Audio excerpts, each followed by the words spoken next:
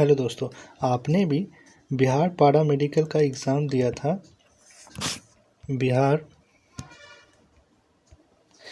पारा मेडिकल का एग्ज़ाम दिया था 2026 में, और आप जानना चाहते हैं कि गवर्नमेंट एएनएम जीएनएम के लिए कितना रैंक आना चाहिए। तो चलिए बात करते हैं कितना रैंक पर गवर्नमेंट एएनएम जीएनएम कॉलेज मिलेगा। बात करें जीएनएम कोर्स की, तो अगर आपका यूआर कैटेगरी में रैंक 1 से 3500 के बीच में है तो आपको जीएनएम गवर्नमेंट कॉलेज में मिलेगा। अगर आप बीसी से आते हैं, बैकवर्ड क्लास से, तो आपका रैंक 1500 से 2000 के बीच में होना चाहिए। ये कैटेगरी रैंक है। एक होता है यूआर रैंक।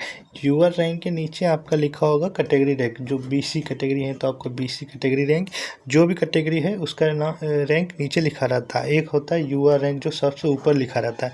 तो ऊपर वाला यूआर रैंक से ज़्यादा किसी को सिलेक्शन होता नहीं। यूआर रैंक से सिलेक्शन सिर्फ टॉपरों को ही होता है। तो उसके बाद आती है कैटेगरी। जैसे सिलेक्शन ज़्यादातर कैटेगरी रैंक से ही होता है। तो चलिए कैटेगरी रैंक आप देखिएगा कि आपके रैंक कार्ड में आपका कैटेगरी रैंक क्या हो। तो अगर आपका कैटेगरी रैंक बीसी में 1500 से 2000 तक है या इसके बीच में है तो आपका 1500 से कम है तो और अच्छा है। आप 1500 से 2000 के बीच में है तो आपको गवर्नमेंट जीएनएम कॉलेज मिलने के चांसेस है। आप बात करते हैं बीसी की। अगर आप बीसी कैटेगरी से आते हैं तो आपका अगर कैटेगरी रैंक 1200 से 1800 तक है तो आपको जीएनएम गवर्नमेंट कॉलेज मिलने के चांसेस है। अगर 1200 से कम है तो आपका तो कोई टेंशन ही नहीं, आपको तो मिल ही जाएगा। बट हम उन बच्चों को बता रहे हैं जो 1200 और 1800 से, मतलब जिसका रैंक थोड़ा ज़्यादा है, उनको बता रहे हैं कि उनका अगर 1200 और 1800 के बीच में है तो उनको गवर्नमेंट जीएनएम कॉलेज मिलने के चांसेस हैं। ठीक है ना। बात करें एससी कैटेगरी की, तो अगर एससी से आप आते हैं तो अगर आपका rank SC rank SC category rank आपका 800 से 1200 तक है तो आपको जीएनएम मिलने के चांसेस रहेंगे। बात करते हैं एसटी शेड्यूल्ड ट्राइब की, तो अगर आपका रैंक 50 से 100 के बीच में है एसटी रैंक तो आपको जीएनएम गवर्नमेंट मिलने के चांसेस रहेंगे। या अगर आप ईडब्ल्यूएस से आते हैं, इकोनॉमिक वीकर सेक्शन से, तो अगर आपका रैंक 400 से 600 के बीच में है तो आपको जीएनएम गवर्नमेंट से मिलने के चांसेस बहुत रहेंगे।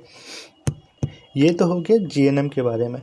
बात करते हैं एएनएम कोर्स की बात करते हैं तो एएनएम कोर्स की बात करते हैं तो एएनएम में थोड़ा सीट ज़्यादा रहती है। एएनएम में लगभग 4000 सीटें होती हैं।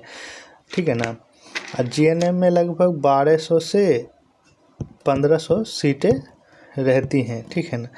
तो इस हिसाब से बात करते हैं। इस हिसाब से एएनएम में थोड़ा ज़्यादा सीट रहती है, तो इस पर रैंक अगर थोड़ा ज़्यादा है तो आपको एएनएम गवर्नमेंट में मिलने के चांसेस बहुत ज़्यादा रहते हैं।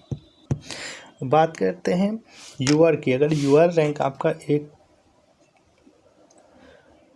एक से 10,000 या 10,000 से 11,500 के बीच है तो आपको एएनएम गवर्नमेंट से मिलने के चांसेस बहुत ज़्यादा। आप कैटेगरी रैंक की बात करते हैं। अगर आप बीसी कैटेगरी से आते हैं तो अगर आपको एएनएम गवर्नमेंट चाहिए तो अगर आपका रैंक 4,500 से 5,500 के बीच है तो आपको एएनएम गवर्नमेंट से मिलने के चांसेस। अगर आप बीसी से आते हैं तो ईबीसी से आते हैं, इकोनॉमिक वीकर सेक्शन से, तो आपका रैंक 3500 से 4,500 के बीच में होना चाहिए, तब आपका गवर्नमेंट एएनएम कॉलेज मिलने के चांसेस बहुत ज़्यादा होंगे।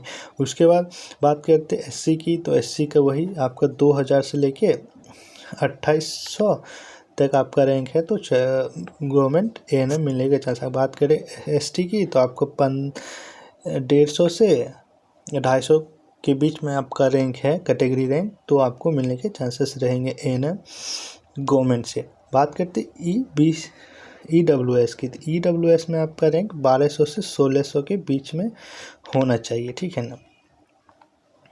तो ये तो हो गया एएनएम और जीएनएम के बारे में। अब बात करते हैं एएनएम जीएनएम के अलावा भी कुछ कोर्सेस होते हैं,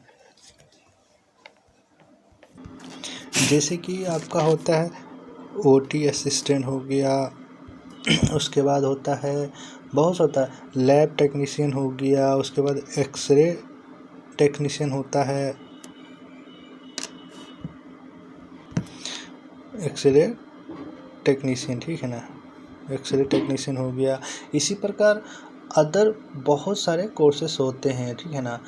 उसके बाद जैसे कि बात कर लेते हैं, हाँ उसके बाद क्या होता है, हाँ ब्लड से भी होता है, ब्लड ट्रांसफ़र टेक्नीशियन, हाँ ये सब अदर बहुत सारे मेडिकल कोर्सेस होते हैं। इस सब में और भी बहुत ज़्यादा रैंक पे सिलेक्शन होता है, क्योंकि इसमें क्या है कि जीएनएम एएनएम के लिए आप लड़कियां ही फाइट करते हैं, लेकिन ये जो कोर्सेस है पैरामेडिकल में ये सब के लिए बॉयज़, ये मतलब 5-10 प्रकार के अदर कोर्सेस होते हैं जिसमें बॉयज़ भी फाइट करता है। इस सब में अगर आपको सिलेक्शन लेना है तो आपको कम से कम यूआर में 100 रैंक से अंदर आना ही पड़ेगा, क्योंकि इसमें बहुत कम सीटें होती हैं, इसमें बॉयज़ ही ज़्यादा फाइट करते हैं, इसलिए इसका सिलेक्शन बहुत हाई रैंक पे होता है। तो इसकी मतलब आपका रैंक 15 मान लेते 1500 से अगर नीचे है ना यूआर रैंक, तब आपको ये सब कोर्सेस मिलने के चांसेस रहते हैं।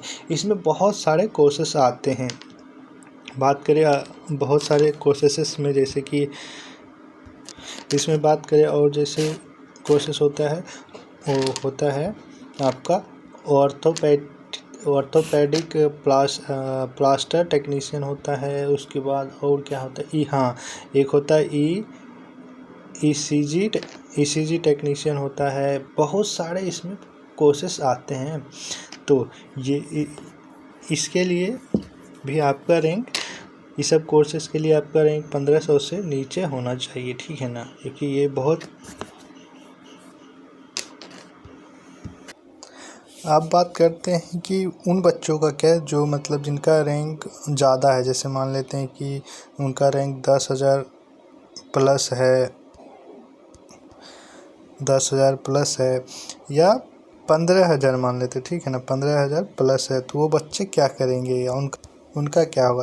तो आप लोग को गवर्नमेंट कॉलेज तो नहीं मिलेगा, बट हाँ आप प्राइवेट से पीवीटी से आप